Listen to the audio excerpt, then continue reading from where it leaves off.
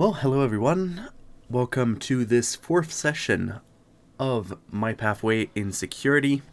Our guest tonight is Mark, aka Cyber City. Mark, tell us a little bit more about yourself. Okay, hi everyone. Hi Nikos. Okay, so I'm Mark, and I'm in Hereford in the UK, and I'm age 60, although I don't feel it. And I've been interested in computers probably since the 80s, I would say. Got into it via Sinclair ZX81 and Sinclair Basic, and I've had a lot of jobs over the time. I probably had about up to about 10 different jobs and lots of different careers, but I've now settled into being self-employed in my own little business, doing computer support and coaching using a variety of platforms. That's about me at the moment. Yeah. That sounds fantastic. So, you did mention the 80s. You had a lot of leaps and bounds in the IT world, specifically in computing. And how did you get started with IT in the 80s?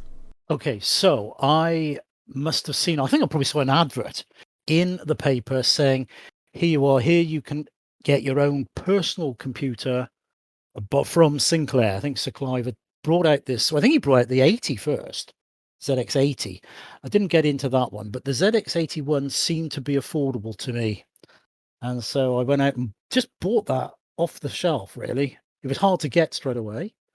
And then and it came with a manual, and I just read the manual and thought, "Hey, this is interesting. You can put in a couple of lines of code, basic code, and you get a response." And I just found it really interesting just to experiment and play around with it. It was very innovative to me at the time. And there were a lot of programs on telly as well. I think the BBC brought out a micro at around about the same time as well, or a bit later. I just enjoyed experimenting and trying things, getting books, getting magazines, and tapping in lines of code. And of course, sometimes you'd lose the code when you put it in.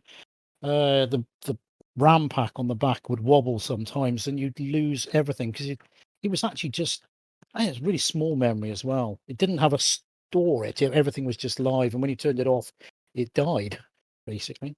So, and then the very early days, anyway. And so this was at a time where computers were, let's say, fairly expensive, right, for personal usage. I would imagine so, yes. So I'd been working in banking up till then, and of course the bank, it was something really special if you had a computer in. I mean, they were mega expensive, and we had a lot of terminals.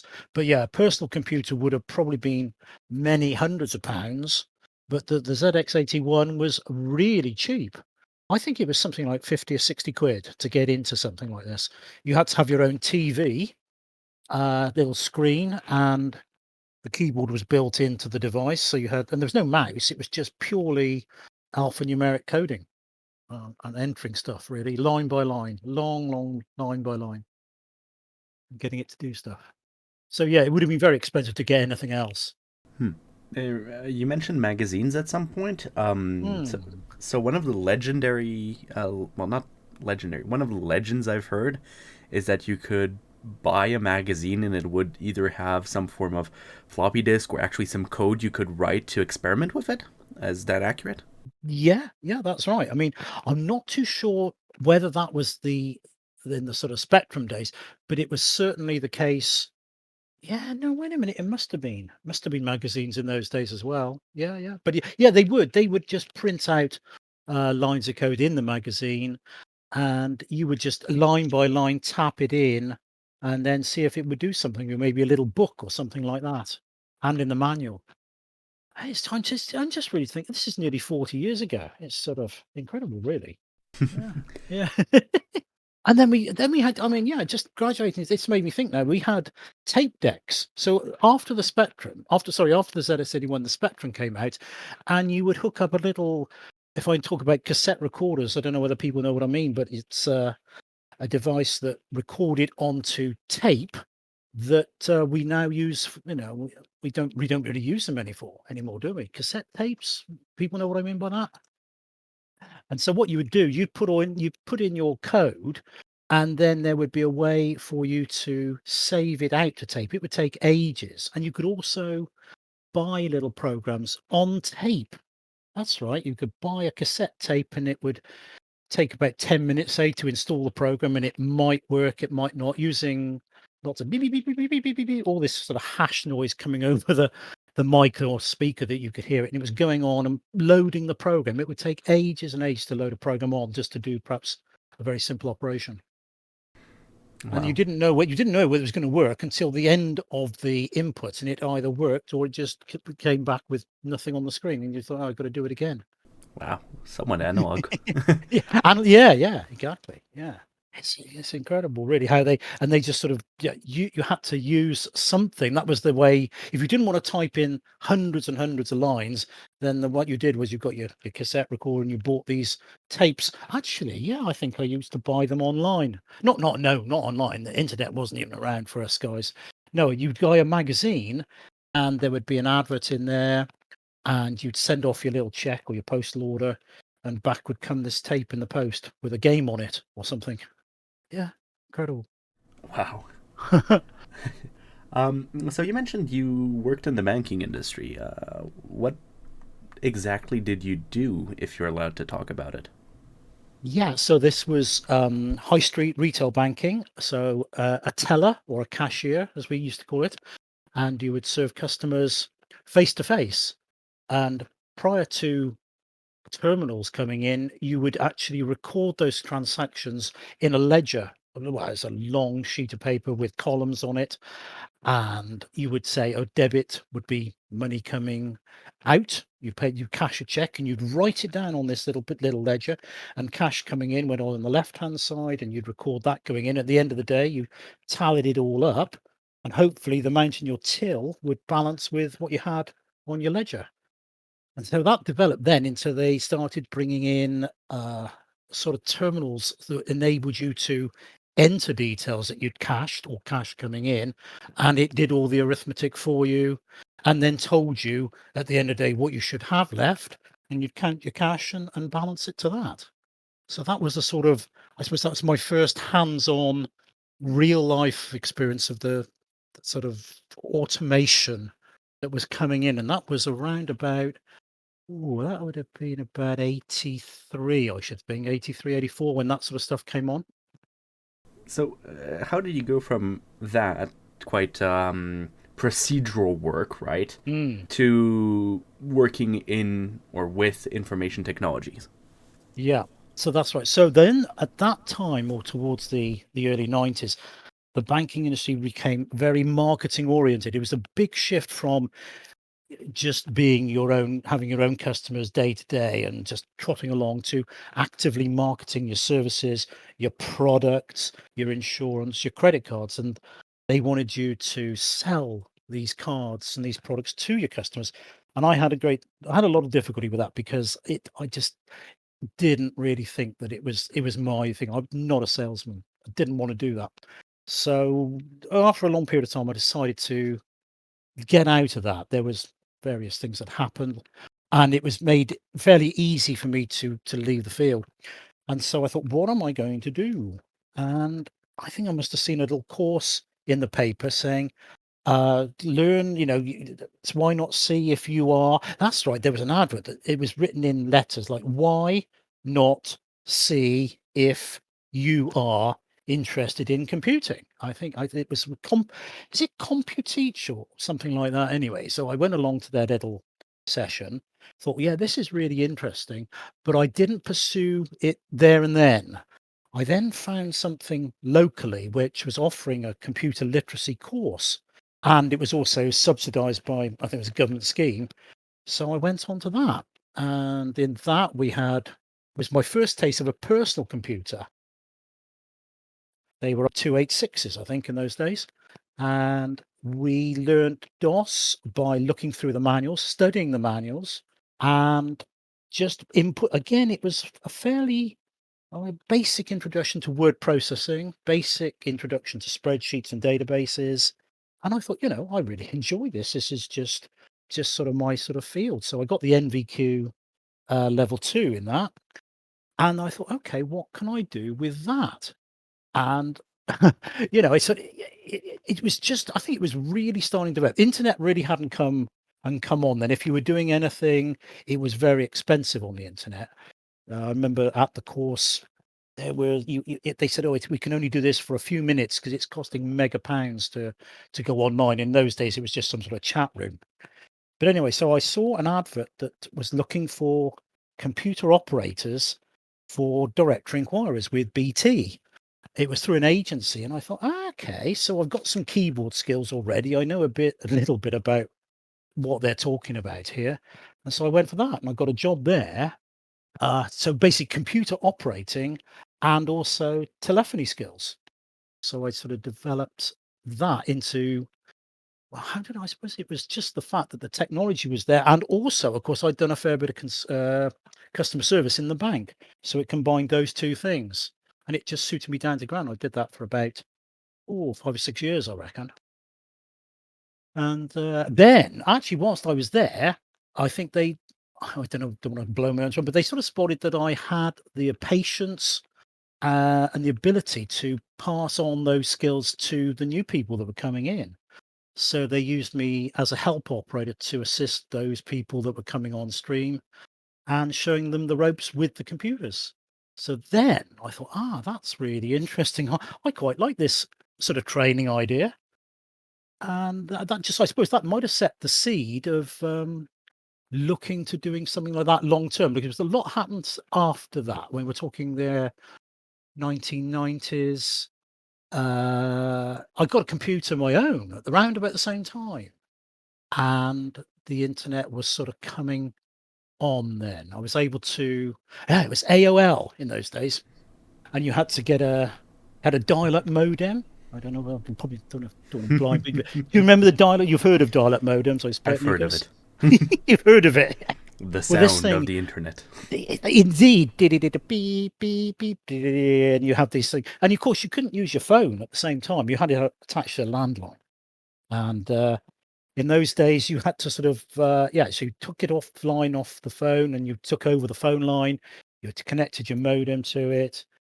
Various codes were put in, and if you were lucky, you got connected somewhere at about a speed of 16K, I think it was, or something like that.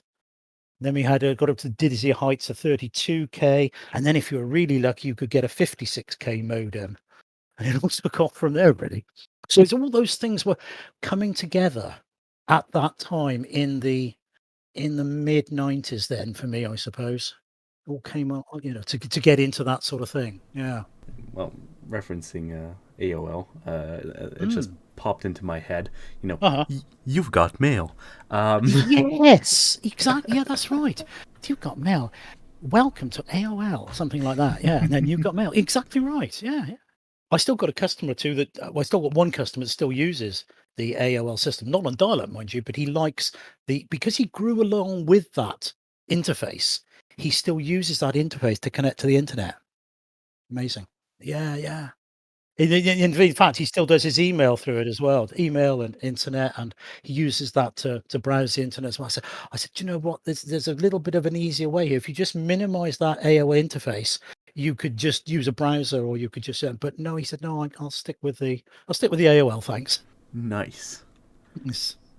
You did mention at some point having to acquire a certain number of skills, skilling up, as we call it nowadays. Yeah. How hard was it for you from, going from this banking industry job and kind of Mhm. migrating into IT to basically put the work into, to skill up? I think I was very lucky that I was able to get a computer at that, or obtain a personal computer at that stage. So 92, 93. My grandparents actually bought me the computer. In those days it was a lot of money. It was 500 quid, I think it was. And I asked them for a loan, and they said, yeah, we'll lend you the money because I think it's going to lead somewhere. They could see that I was keen. But in the end they said, no, we'll give you the money. So I bought this computer, and I suppose then long evenings after work, I would be perhaps sat there with manuals and borrowing books from the library. Remember books? The things with pages in them, you turn them. So you get books out from the library and just learn and study it. I just love absorbing manuals. I know it sounds incredible now, but yeah, that was the only way to learn. Internet really wasn't, it was all, it was very expensive, or it was very awkward to use the internet. So yeah, basically got it from books, reading them cover to cover. And if I didn't understand something or trying to do something, I just go and look it up in the library. And I suppose that's what happened there. That's how I did it. Yeah, it's incredible to think that now, but that's how way you did it. Yeah, before I learned of the virtues of Stack Overflow and like learning by doing, I spent a real lot of time trying to learn various programming languages by reading a book. Except I was Uh-huh. doing it in the train, and so I Oh wasn't wow. able to do the thing next to it, and so I lost a lot of time in that sense. But Yeah, tricky. Just without that practical thing happening there and then. Yeah, great, great. And so I mean, it was just things came together at the right time, really. And but it was literally self-taught isn't quite the right word. Is I think you say self-learning, isn't it? So I learned sort of thing by reading, and I was lucky to have the computer. And yeah, well, that was the funny going out and buying your first mouse. I mean, that was the thing, because people said you're going to have a mouse if you're learning Windows. Because didn't really, glossed over that, because of course I started off on the first PC. It was all DOS.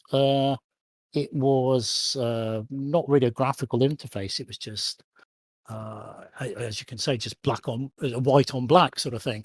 And then Windows came along in whenever that was. 3.1 is my first Windows. And so somebody said, "You're going to need a mouse." So I had to go out and buy a mouse and find a mouse and buy one and buy a mouse mat, that sort of thing. Incredible.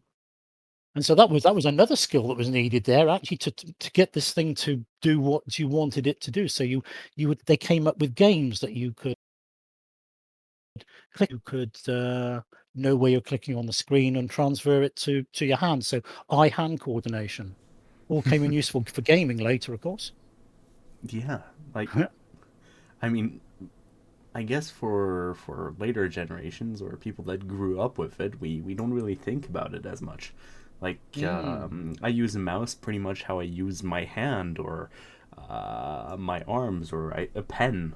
I guess yeah. it's like an extension that I'm, let's say, used to nowadays. Hmm. Having to learn Sure. all that, yeah, that must have been hard. It was certainly certainly a new thing. And getting this thing, yes, it was a skill that you had to sort of develop, certainly. And I sort of came late to it, really. So by that stage I was about, mm, how old have I been then? Yeah, I just got horrible thinking. Okay, so to 81, 9, I was about 30, I suppose, wasn't I by then? Yeah, but we hadn't been using a mouse in what I was doing, because in the bank it was just a keyboard. You didn't have a mouse on the terminals and things like that. Oh no, we were still just keyboard and text entry, and etc. Yeah, so that's strange, isn't it? Thinking about that, I hadn't really realised that. Yeah, we've come a long way. Yeah, yeah, yeah. You did mention going to the library, right? Quite Mm, frequently, learning from books, but mm, this wasn't necessarily something you, let's say, invested 100% of your time in straight off the bat, right? mm. This That's did you true. go at it from a hobbyist perspective, or were you really thinking I am going to get into IT, or I'm going to skill up because I want to go into IT 100%? What was your main motivation for this? It's very much so the hobby. The hobby side of it is what did it for me. It was a sideline for me, really. I didn't see it as a career, I suppose. I was already doing, um yeah, I thought, only ever saw it as a hobby to myself and as a pastime, gaming and learning. And it just sort of, I suppose it just I enjoyed that feeling of discovery, being curious about the stuff, any new game that came along, or new systems and things. So yeah, it's a very much a hobby. It was only much later that I thought, hey, I've got something here which I could maybe develop into a little business. And I think I enjoyed the training as well. The passing on the skills, that was another thing, is very satisfying, rewarding to share your knowledge and share your skills with people and see them pick it up. It's such a you can understand why teachers, you know, that are interested in and keen get such pleasure out of it. You've done a bit of that yourself, haven't you? You've been a bit of Yeah, yeah. coaching.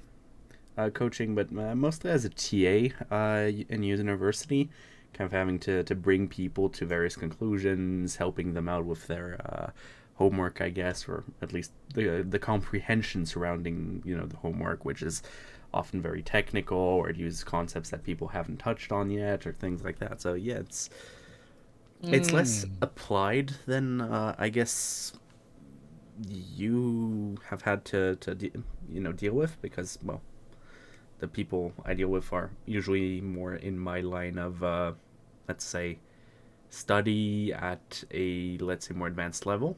Most definitely. Yeah, Yeah. yeah. So I have it easier. Well, different. You said you have it differently, possibly, I think. I suppose that this is actually quite interesting because that was the case with when I was at BT. They were very new to the field, and some of them hadn't even got computer skills. So you or keyboards. Computer skills were secondary, really. It was the keyboard skills and uh, questioning skills, listening skills.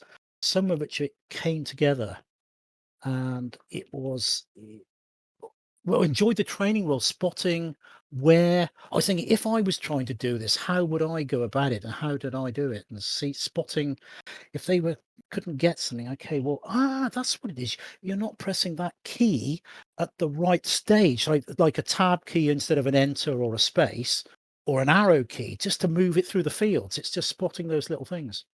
It's great fun, great fun. Attention to detail, I suppose, some of it. Yeah. So pivoting off of from that, right? Mm. You did mention working more on a, I'm going to say, educational perspective. So, not necessarily pure IT, but also bringing people into the field, right? Um, Yeah. how did that actually come about? Yeah, that's interesting. I sup it was when I was going through a period of unemployment, and so by this point, I'd left BT because the center where I was working had closed down. It had been centralized somewhere else, as has happened with a lot of the call centers.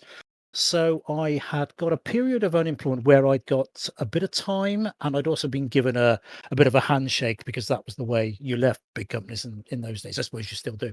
Anyway, so I had a bit of scope and I was able to take a few risks. So I went along to some sort of business development thing, or it said, "Do you fancy starting your own business?" And so I went along with them with two ideas. I said, I either fancy doing gardening and sort of landscaping or land working, going around knocking on doors and doing that sort of thing, or a computer lesson business or computer training business. And it was sort of as if the lady who was doing the thing, her eyes lit up. She said, "Yeah, I think you've got something there."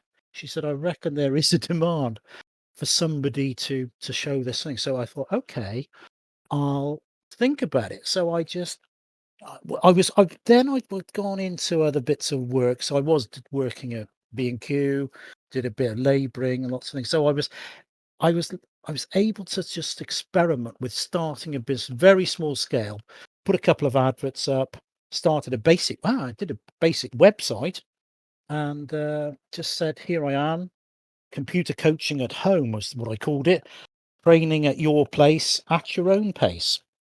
In other words, my unique selling point was that I would go to them. They wouldn't come into a school or a college. I would go out to them and take them through whatever they wanted to learn. That's that. So that's the sort of step. That's how it sort of happened. Really, it went into an opportunity that was. I thought I've got some skills here. I couldn't really see how it was going to. Wasn't going to be able to support me all the time, but it was like a top up to the other part time jobs. Hmm. Yeah, that makes sense. It It would have been was tricky to support me totally at that hmm, stage, certainly. Yeah. yeah, makes sense. I mean, it was a bit of an, I guess, not entirely emerging, but getting much more democratized, as in like everyone at home had a PC at that point. Yeah. This is it. We're talking around about early 2000, 2010, 2011, something like that. So Hmm. it was many more people getting going. Yeah, sure thing. Yeah, so big boom. You kind of chose the exact right moment to do that. Mm. Uh, It was fortunate. Yeah, fortunate. Yeah, so moving on from that, in the meantime, you've added technical support to your repertoire. Like, that's how did right. that come about? And like, let's say technology has Yeah, been evolving at a frantic pace. How have you been sure. actually coping with that? Yeah, that has been that is the thing. You never stop learning and you never stop trying to keep up. It's hard. I think it's getting increasingly hard to keep up to date with it. Uh, I think when I was going out to teach people, there would be a lot of things. Oh, and why has this happened on this computer? Why is this doing that sort of thing? And then I think the really people actually started phoning me up saying, "Do you do technical support, or can you come and sort out my computer?" They sort of found the fact that it was computer lessons, but they angled it towards that. And I thought, do you know what? I said, "Well, yeah." I said, "I'm really doing lessons, but yeah, I reckon I could." And of course, really, I knew I probably could, but it just hadn't really occurred to me until somebody had said, "What about tech support?" And now that is probably a larger part of the business because people are hitting snags or updates or problems or things are freezing and they need to sort of be bailed out. So it was really the sort of spark that made me think, okay, this is a whole new area that I could add into the business. So I changed my name from computer coaching at home to I started off by calling it markgiles.co.uk or whatever. But then I thought, no, let's call myself Hereford Computer Help because it was local and it said what I did and what it was about, really. So it was a nice sort of snappy title. Now that covered the field of technical support and lessons as well, really. And I needed then, of course, to look at other platforms because then somebody said, "Do you do Apple?" And at that point, I knew nothing of I knew about iPads, that's another story, we'll go on to that in a minute maybe, but the Macs, I knew nothing of Macs except they were if you went somewhere, you say, "Oh, we don't use PCs, we use Macs." And I thought, "Do you know what? I think I'm gonna treat myself to a MacBook." So I went and bought a MacBook, just as you do, and it's just sort of learned how to do that, or at least, it was just a bit of a discovery, really. So I discovered the Apple iPad, and so it seemed to be natural. I thought, okay, well, I quite like this. I'll buy the Mac, and I'd already got Windows going, and of course, Android was I also had an Android mobile phone, so I had sort of the best of all the fields, really, I had the Hmm, variety across the platforms. Yeah. makes sense. Yeah, lots of different ways because somebody might say, yeah, do you do with tablets? And so I thought, okay, yeah, I can do tablets and phones, and it's just grown organically from that sort of stage, really. Hmm. I do just do sort of enjoy I suppose I enjoy learning and discovering new things Indeed. and then sharing it, yeah. So in that continuation, you've actually been getting more and more involved with the cybersecurity field, right? Mm, mm. How has that come along? That's right. So this is quite strange. This is so it started during the first lockdown, and I was doing taking part in much more things online, Zoom conferences, that sort of thing. I was just dropping in on business development, and I happened to drop in on a local business thing that said it was to do with we want you to get we're trying to find people in Hereford who are interested in cybersecurity. And I thought, okay, well, and it may sound strange, but I just hadn't even come across the field before. And it's amazing. Yeah, it's just I just hadn't, this whole field had passed me by. And then during that, I discovered that in Hereford, they were building a cyber quarter building as part of the University of Wolverhampton. And again, I hadn't heard about it. It had all been sort of happening out of my radar somehow.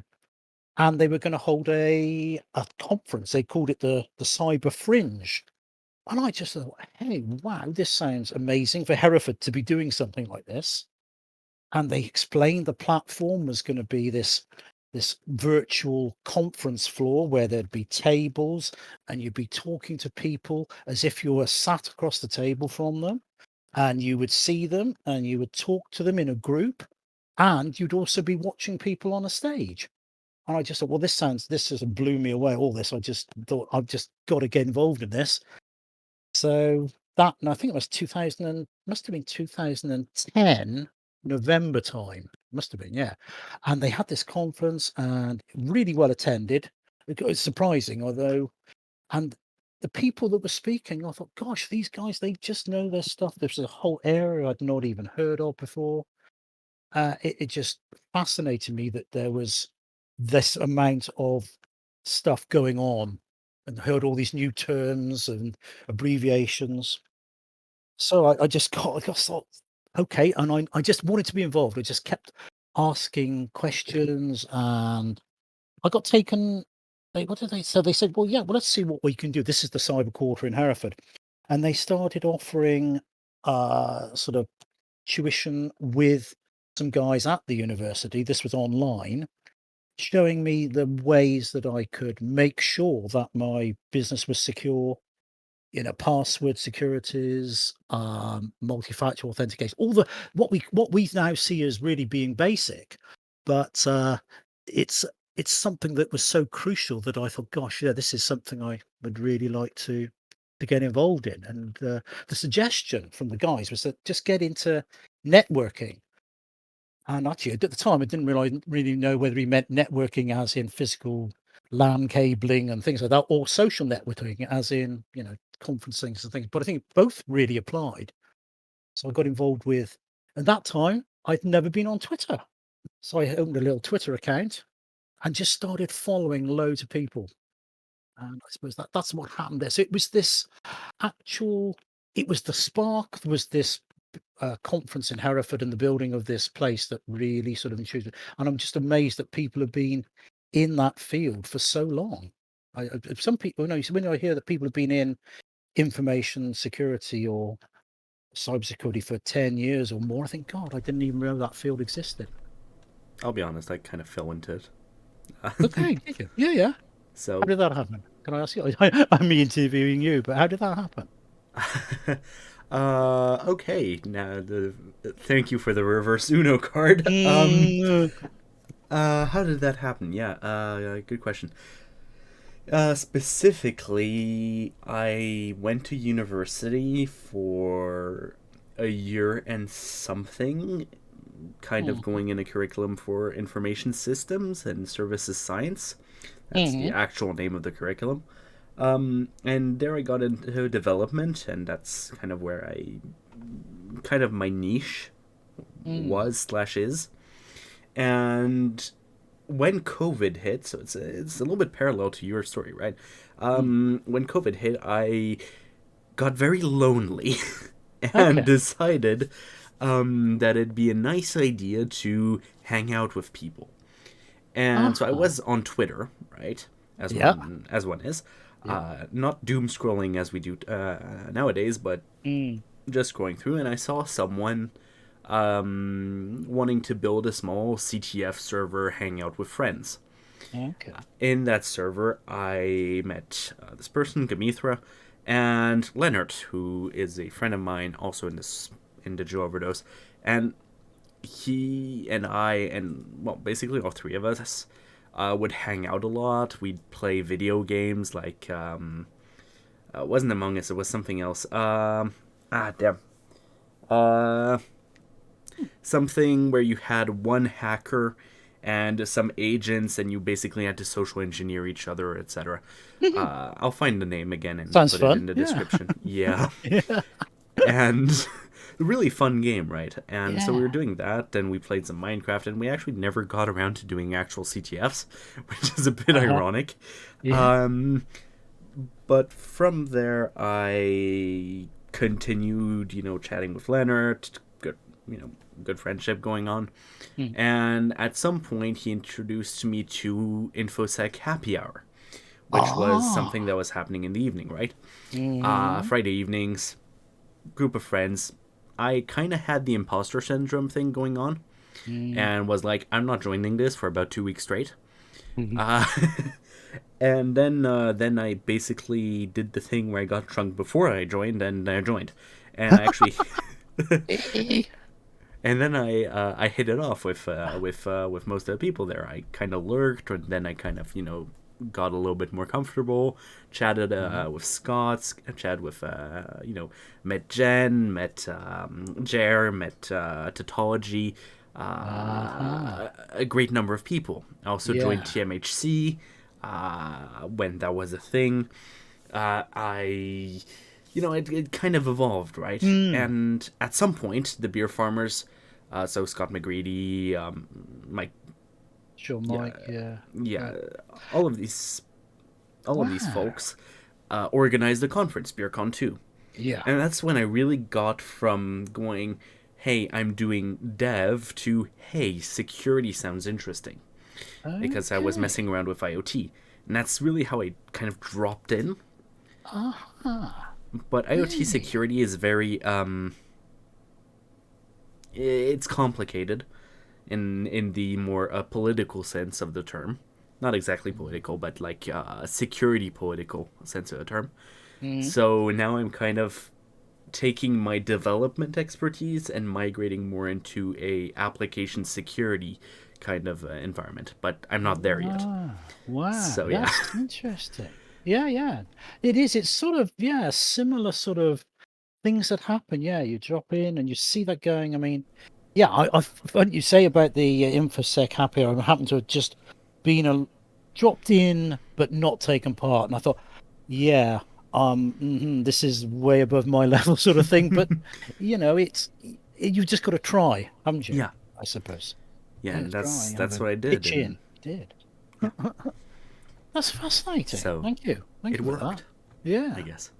And from there, I kind of got to where I am now, doing all of this stuff, which Yeah, is a it's bit insane. interesting how it's come to this sort of, yeah, involving the people, not hanging around with people and Hmm. chatting to them. And it's from where you were before. Yeah, Yeah, you've gone into this. Yeah. it's a bit Right. organic, but I quite like it. It's an Mm. organic growth. Mm-hmm. So Mm. haven't been Mm. forcing myself to do specific things, except classes because, but the rest of the environment was really just organic growth, kind of finding what interests me and building my profile. This is it, isn't it? Yeah.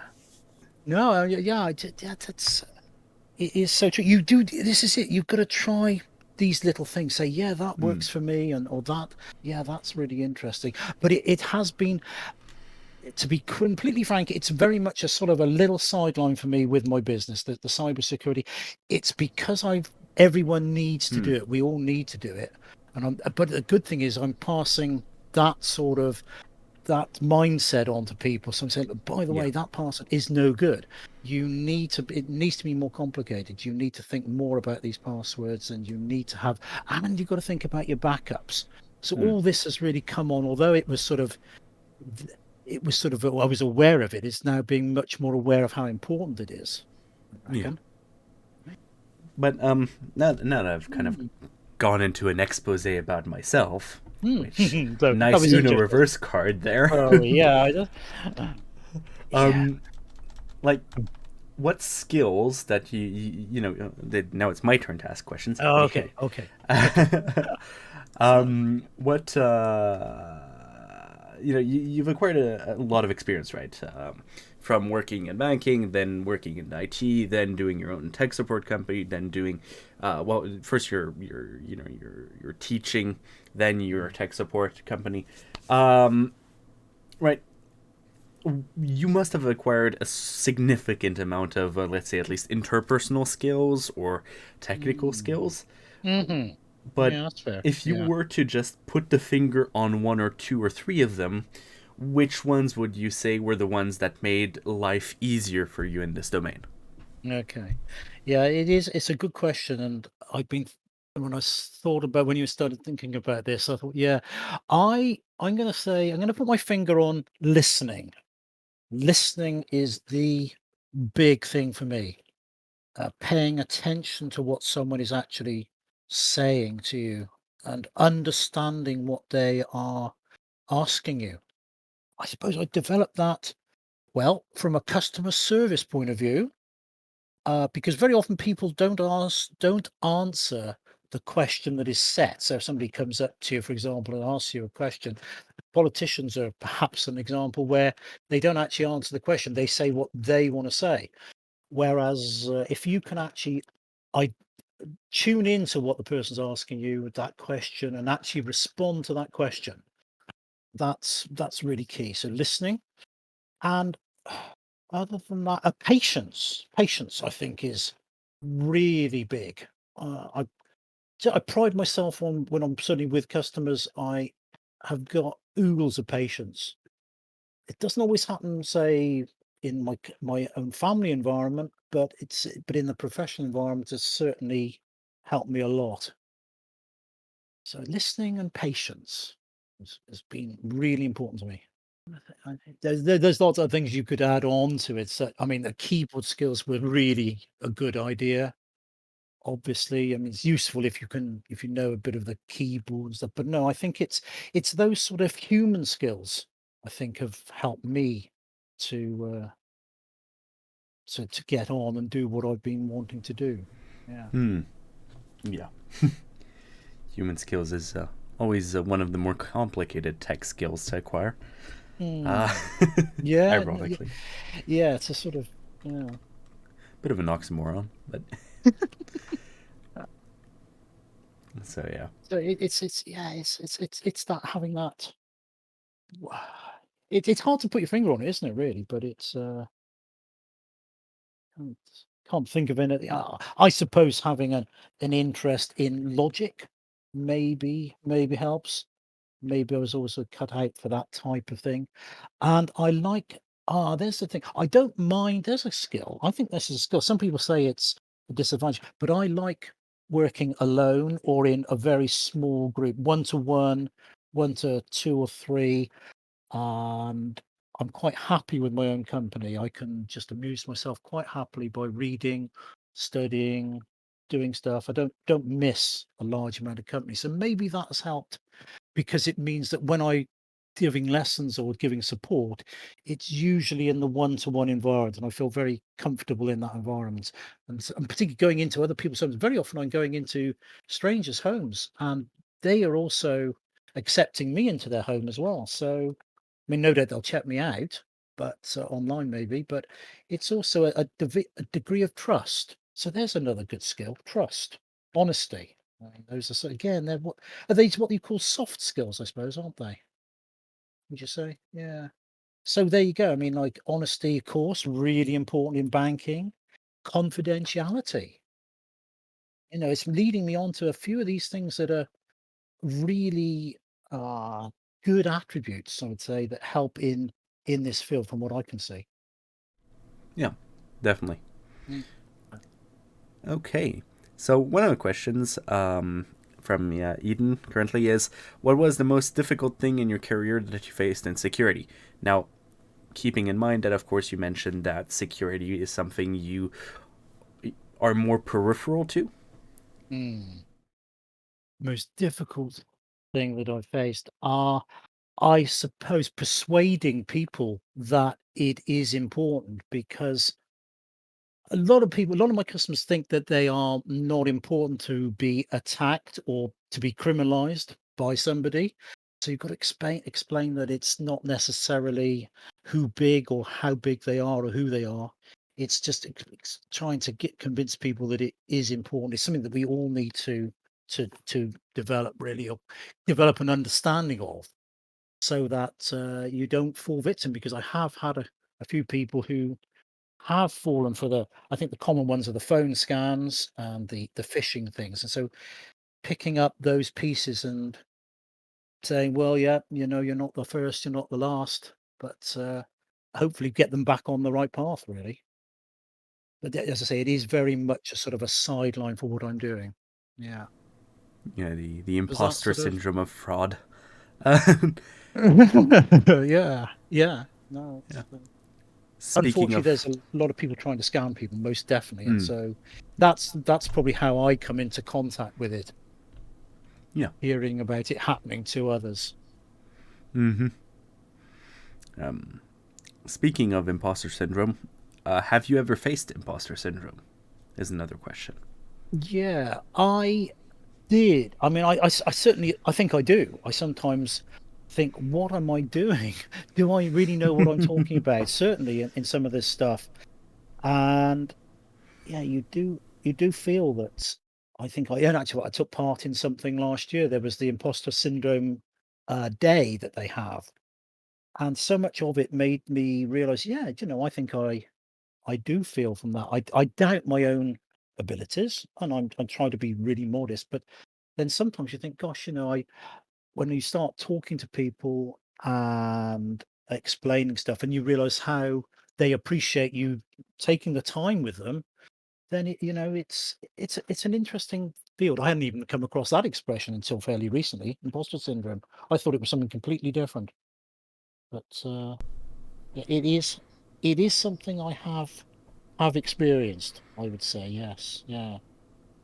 And how have you coped with imposter syndrome?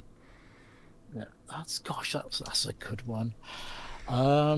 Starting to believe in my own abilities, I Hmm. suppose. And think, "Do you know what? I do know some of this stuff. I don't know all the stuff, no way. And if I don't know, I'll say, and I'll try and find out. But yeah, but there is also a certain amount that, you know what, yeah, I have got these sort of skills and I can share them, and I can assist people with some of this stuff. Hmm. It's nice. And so when you got into the whole, I guess, personal teaching aspect of your career, Mhm. did you really have that apprehension of going to someone's house and being like, listen to me, know kind of what I'm talking about, and I'm an authority, or is it was it a little bit different? It was much more. I think it was attempting to be at their level, trying to appreciate what they were asking and understanding that it certainly wasn't a lecturing point of view. It was more of an assistance. Hmm. I called myself a coach rather than a teacher or a trainer. I sort of coaching. I saw it as a softer way of explaining that I'm here with you. I'll show you or help to show you how to do this, rather than you will do it this way. And very often I will actually offer several different ways, and they say, "Oh, we only want one way, just the right way." And I say, "Well, it actually depends." That's which way. I'll say to them, "Which way do you prefer? Look, you could do this by doing a right click, or you could do it with a keyboard shortcut, or you could do it by selecting something from a menu." These sort of things that you can give people the choice of doing. So yeah. I'm sorry, what was I missed the did I miss the point of the question there, or is that all right? No, no, that is a Was it? perfect answer. There are no Yeah. wrong answers, I guess you would Yeah. yourself say. Well, no, exactly um, that. Indeed, that is something I love well, saying to them. I say, look, I say to them, so I say to them, how do you do your email? And that might sound like a real strange question to some people, but you can use a web browser, you might use an app, you might a built-in app on the system, or you might use a third-party app. And until I know how they prefer doing it, then I'm in the best position to be able to show them, well, do you know you could do it this way? It might be easier. hmm, fair enough, fair enough. Yeah. So let's kind of get into the last questions from the audience. Okay. You've made various career changes. What's the best advice you'd give for someone wanting to make a career change, specifically into security, or less specifically into, well, in your case, tech support? Um, Best advice. I'd say if it interests you, go for it. And have that fear. Don't fear failure. In fact, there's no such thing as failure. It's just another opportunity to try Hmm. again. Try something again. There's nothing. It comes back to that. There's no right or wrong answer. Something that one of my bosses at BT told me once, because he offered me a role a bit higher up. He said, "I'd like you to be basically a team leader, deputizing this role, that role." And I had a go, and I actually declined it. I did it for a couple of weeks. And he said, "Why?" I said, "Well, I'm scared of making a mistake. I'm scared of getting it wrong." He said, "Don't be." He said, "I wouldn't have put you there if I didn't think you could do it." He said, "In any case, it wouldn't be, you know, a mistake. You just learn from that, learn from the experience." So Yeah. I say is don't be frightened of trying something new. And if it interests you, go for it. Yeah. I've had many failures, and sometimes one success. Uh, Yeah. that's, I mean, every time you, at least in the more development side of things, every time you compile something and you have errors, it's technically a failure. But Okay. incrementally you build up, right? And at some point you'll get no failures, and you're like, haha, success. Then you add one thing and you're back to failing. um, Got it. so No, I can I see that. resonate with this. Yeah, definitely. That's it's interesting. That is interesting about that. It was good about that question about, yeah, just career changes. I've had so many different ones. I suppose I was fortunate of not having it was a risk, but it was a calculated risk changing, and but I've certainly enjoyed all the different things. So yeah, it's like if you fancy something different, have a go. Hmm, makes sense. Okay. So, unless there's a final question popping up soon, I guess we can slowly close the session. We're nearing 1 hour already. Uh, Wow. time goes by fast. Yeah, yeah. Yeah, we have a final question. You mentioned that a career change is calculated risk, right? Do you Mhm. think that's generally speaking a net positive? Ooh, yeah, yeah. Assuming it's I changing to something you're interested in, of course. Yes. I say yes, because if I'm looking at doing something different or even considering it, it sort of would imply to me that I'm not happy where I am. Hmm. And although I've tried lots of different things, it's never really sort of been quite. You sort of know, don't you, when you sort of fit. And Yeah. certain jobs that I did, I knew banking was wrong for me. I mean, I did enjoy the building site labouring. Actually, in fact, that was nice being outdoors, but it wasn't a long-term thing. But when I started doing the computer stock control in retail, such as with B&Q, for example, or with Argos, I thought, you know what, I just love dealing with tech, dealing with computers and stuff, lots of different aspects. It just seemed to fit. It felt right, and it built from there. So yeah, I'd say it is a positive to try it. Right. If you feel that it's not quite right, then you listen to your gut. Listen to your gut instinct, isn't it? Bit of a cliche, but I think it's true. Yeah. So people are resonating with this in the audience. Oh, really? That's Yeah. brilliant. Good. Well, they say it's making sense. Nice. So, Makes uh, sense. Nice. Well, it right. makes a change for me. Ah, self-deprecation Yeah. isn't a path. Not I mean, really it's bad. a path I'm very Uh, well versed in, but it's not the path. Uh, nice. right. So, I guess we can slowly bring the session to a close, if you don't mind. No, no, it's been amazing. To I can't believe that time, actually. Can't believe where that time is. It's been so interesting. I have. thoroughly enjoyed it, and it's been made me think a lot about the things that I do and the things that I want to do. So thank you. Yeah, it's been a pleasure having you on.